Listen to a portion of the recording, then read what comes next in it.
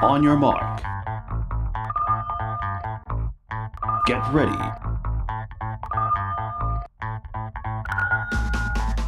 It's time to go the distance.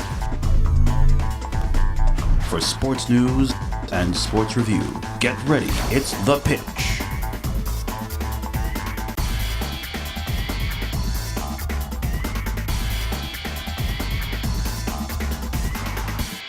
Hello, everyone, and welcome to The Pitch. As always, I'm your host, John Fox, alongside here with Mitch Sabbatelli and Mike Peps Perrone. Now, first topic of the day, MLB. With only 2 weeks left, what teams do you like to barely make the playoffs? Mitch, we'll start with you first. Well, I think with this 2 wild card scenario, it gets a little bit more interesting because in the past years, there's always like 2 teams in one division that are really, really good. So I like this 1-game playoff. It puts more stress on the regular season to win the division. The division winners are all set. I think the Red Sox are going to hold off the Yankees considering they don't play each other again this season. I think the Astros are obviously going to take over the West like they have the whole year. And Cleveland Indians, with that 22-game win streak, have really set themselves so far ahead of everyone else in the AL. That's fine. The next 2, the Yankees, I think they're solidified as the top wild card, so therefore they'll be the 4th seed. And I think the Twins are going to hold out Mike Trout and the Angels only because of their rotation. The Angels, that rotation is absolute garbage. The Twins, they've gotten a lot of success out of Irvin Santana this year, a very surprising success. Yeah. And he's had a really solid career that nobody really talks about too much. And also Jose Barrios, who looks like he's throwing wiffle balls out there. His slider's just going from right to left to right, everywhere. He can get out righties, he can get out lefties with ease, and they were expecting him to not make this kind of progression so early, and he has. In the NL, I think that it's been the teams that we've been talking about all along. Obviously, with the recent slide of the LA Dodgers, there isn't as much excitement there, but I think they had such a big lead where they're coasting into the playoffs here. Washington's going to be in the playoffs. Chicago Cubs will be in there for the Central. Then it comes down to the wild cards. Arizona and Colorado have been good so far this year and all year. And then you got Milwaukee with Eric Thames and a pretty decent rotation.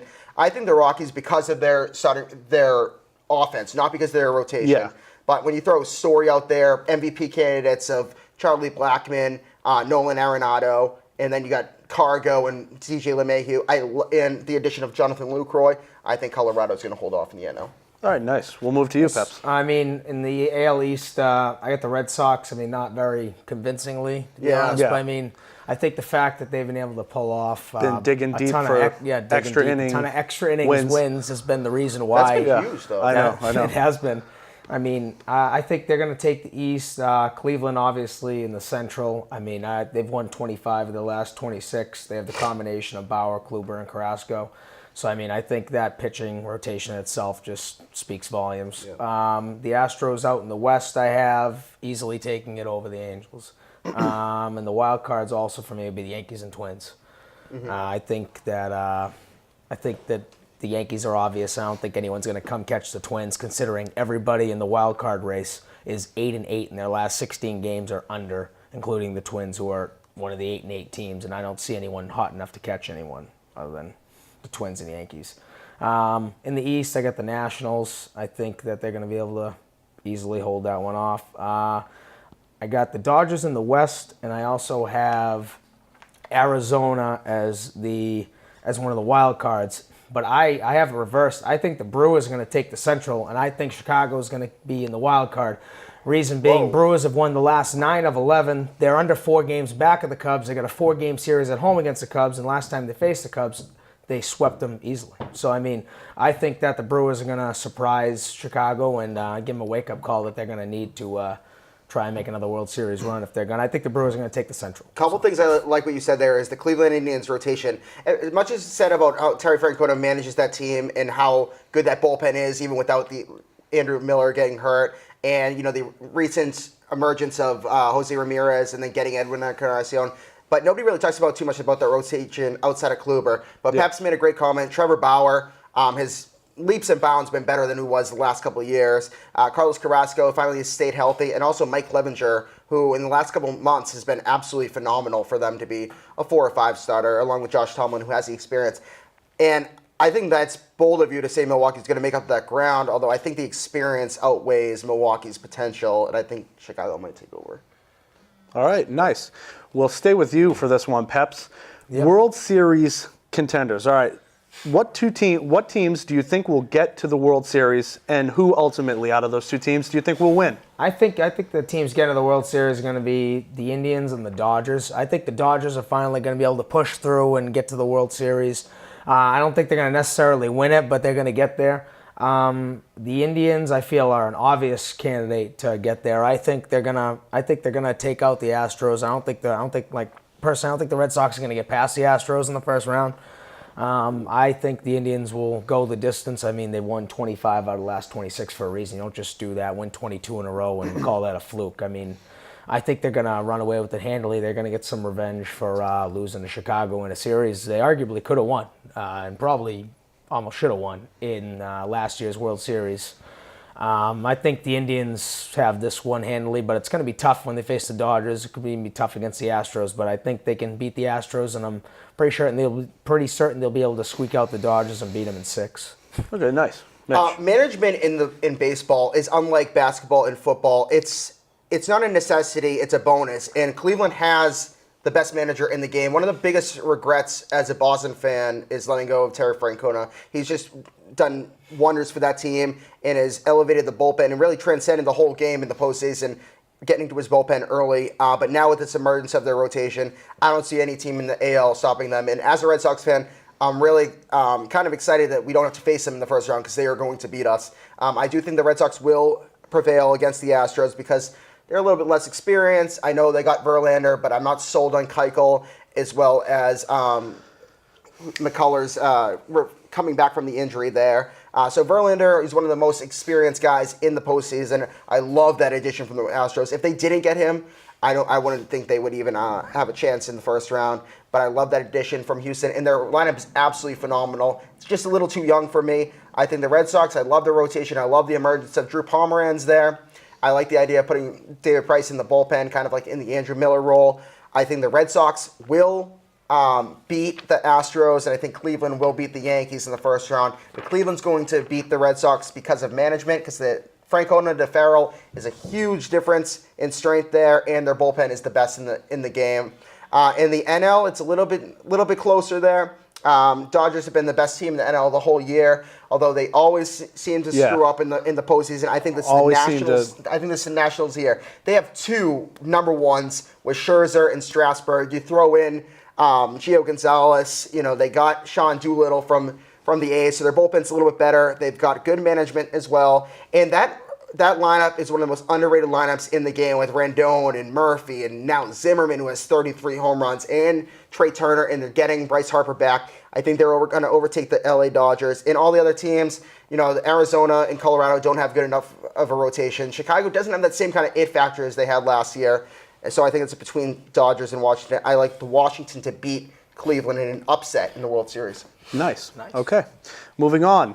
MVP race and Cy Young race. We'll stay with you for this one, Mitch.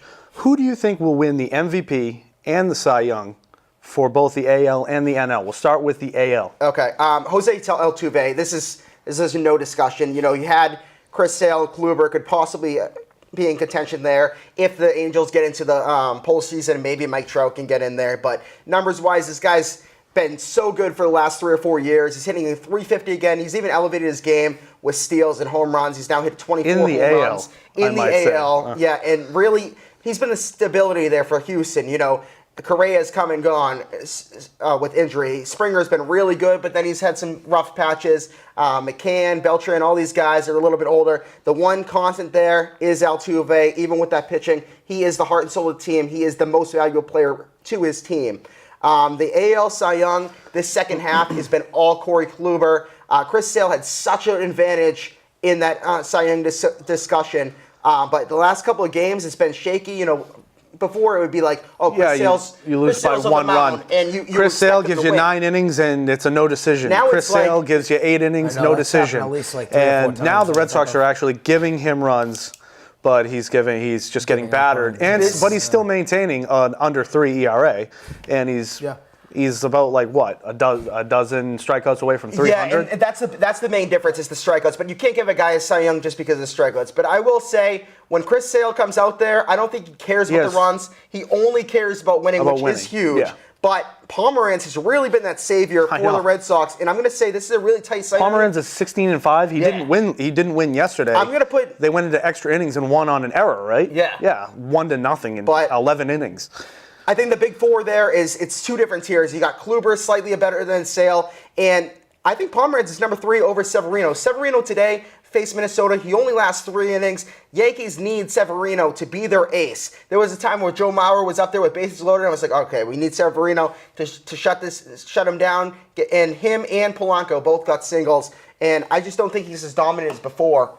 As far as the NL goes, Clayton Kershaw wins it just because Scherzer is too close to Strasburg, so they're going to take each other's votes away. How long was Clayton Kershaw out? Like 2 months? 2 months, but he's been 2 months, so good. and he's still maintained like 16 wins. He has 17 wins now. And you've seen how bad they need him, too. To basically lead the whole, all of MLB, and he was out 2 months. Yeah. It's kind of insane. As far as the MVP race goes, I think this is the battle of all these guys who are way underappreciated. Anthony Rendon, his WAR defensively, he's hit 25 home runs, 300 average. He's been awesome. Charlie Blackmon's been awesome. Yolan Arenado's been awesome. But I'm going to go with Paul Goldschmidt because he's been that stable figure for Arizona for the last couple of years, and really has been the emotional leader this year. And also, he can swipe some bags for first baseman. He's really, really good. All right, nice. We'll bring it over to you. MVP and Cy Young in both AL and NL. Start us off. I have to agree with Mitch on Altuve. He's very, very consistent hitter. Average-wise, he's the best in the league by a good amount, a good margin. I think that he is going to win the MVP. I'm sold at this point because of Sale's inconsistencies and struggles on the mound lately, that with this whole second half, it's been all Kluber. I think his record is just speaks for itself with 17-4. I mean, he's got 35 less strikeouts, but his ERA, which is a huge part of it. Yeah, it doesn't really matter. ERA to me is huge in that. I think is a half a point higher than a half a point lower, than Sales is at 235. I think it's going to be a horse race to the finish, but I think that Kluber is going to take it. In the NL, I would love to see Stanton get it because he's hitting all these home runs. But the problem is the Marlins being 8 games under 500 and Arizona being in the clear playoff hunt. I think it's going to go to Goldschmidt anyways. I mean, he probably deserves it a little more anyways. But I think if Stanton could get to 60, he'd have an even better chance, even being a non-playoff team. That's actually the next topic that I was going to ask very briefly. You can continue. All right. I think he's going to win the MVP personally. I want him to, but Goldschmidt and him, it's pretty close in my mind. And also, I'd have to go with Kershaw. The fact, like you guys were just talking about, out 2 months, he's 17-4 with the 2.26 ERA. I mean, could have had like 24, 25 wins. He has a chance to get 20 wins still, even after missing 2 months of the season. That's pretty insane. Pretty much. I can't disagree with that. As good as Kluber and Sale have been. Kershaw's the best pitcher. I don't think in our generation he is the best pitcher, obviously. But the thing that's killing Sale, too, is he's the 4th best pitcher in the AL in the second half, behind Severino, Kluber, and Pomeranz. Yeah. And I think a lot of things that people aren't saying is Aaron Judge, as bad as he has been in the second half, he still leads the AL in OBP and OPS. That's true. Is huge. Yeah, that's true. All right, just very quickly, do you think in the last 2 weeks Mike Stanton will hit 4 more home runs to get to 60? Yes. Think so? No other. I think he could do it. I think he could do it unless they just start intentionally walking you just to be a, Yeah, I don't think they will. Just because they have nothing else to play for now. They've already mathematically eliminated from the Nationals. Mike Stanton or Giancarlo Stanton, whatever. He's the best power hitter in the game today. All right, moving on to the next topic and the final topic of the day that will close the show out, NFL. So far, 2 weeks in. So we're going to start this one off with Peps, okay?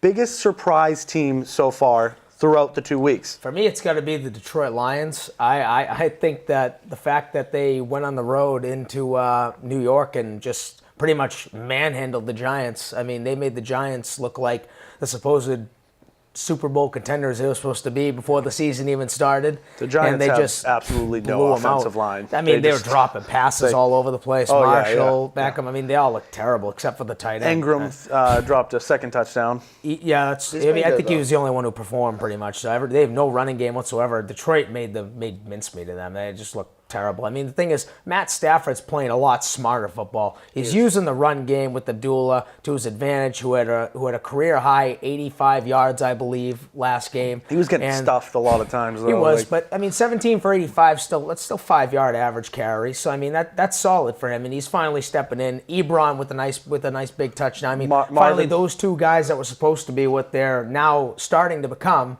are finally stepping into their roles, and I think that's the kind of thing that Detroit needs in order to be a bigger playoff team and actually get their first playoff win in over 50 years going forward. I just think that I think it's a great start for them, and they deserve the 2-0 that they have. They're playing a lot more smarter, more balanced, fundamental football, and also their defense has been stepping up pretty big too to shut the Giants at 10. So.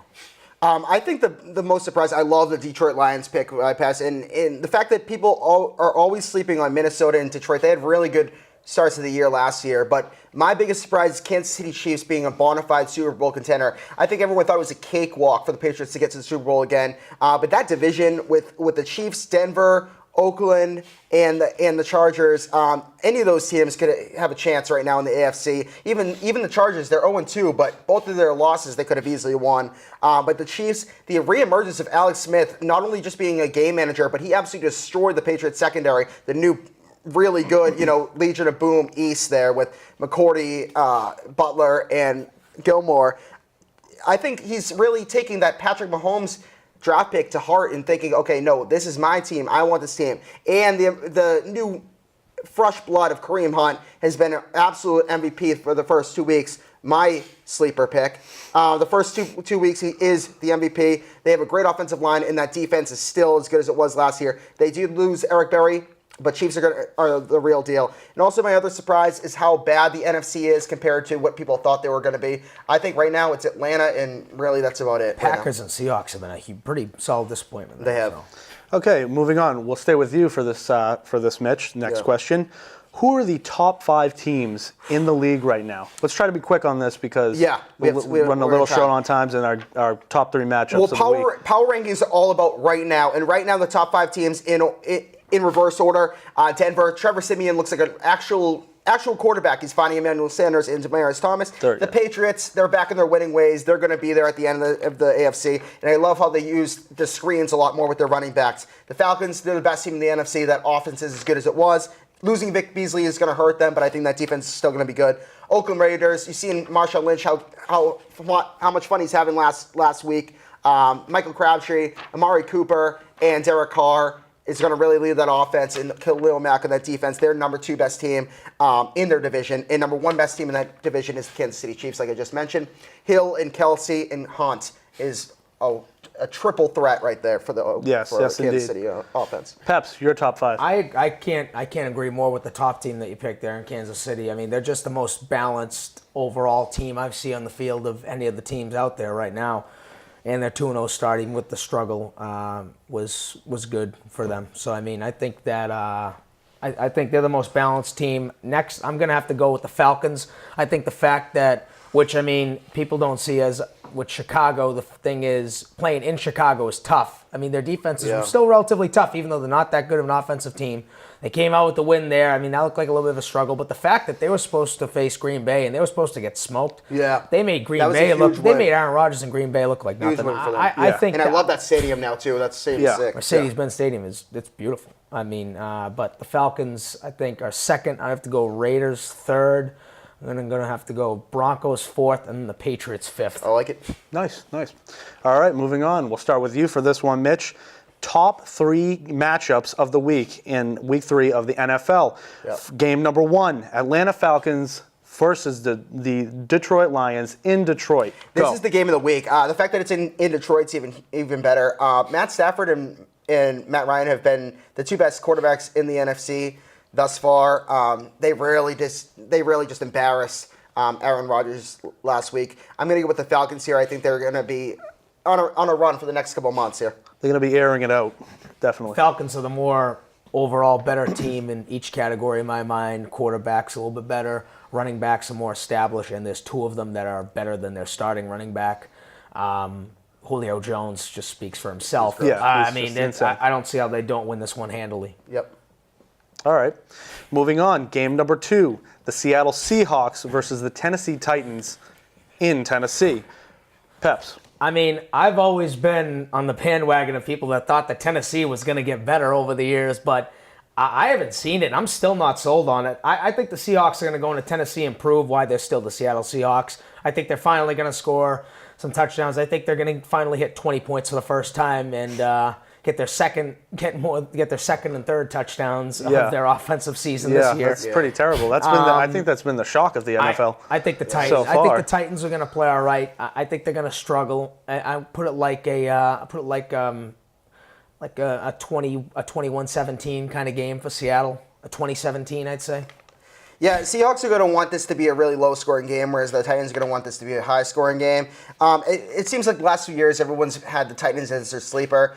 Seattle, I really liked what they did getting Sheldon Richardson, although the reason why they were so good outside of that Legion of Boom was how good that offensive line is and their running game, and I haven't seen either of that come to fruition here. Yeah. Chris Carson has looked pretty good, taking it over for Eddie Lacy, but Russell Wilson needs some more time there with that offensive line. I'm going to go with Tennessee just because they're at home here, but it's a really tough one. I think Marcus Mariota is going to actually have a good game against that Legion of Boom. Imagine being Eddie Lacy right now, just getting you're on the verge of getting cut. You were paid money to lose weight. You did so. Yeah. Who pays money to lose for somebody to lose weight?